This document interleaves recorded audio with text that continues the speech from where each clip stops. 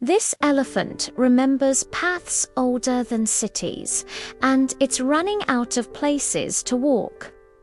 The ancient traveler is being boxed in.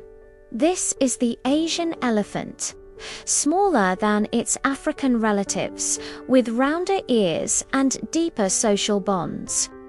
It once roamed across huge parts of Asia.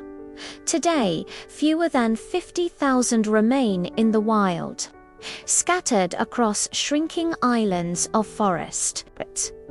They are famous for their incredible memory, recalling migration routes and family connections for decades.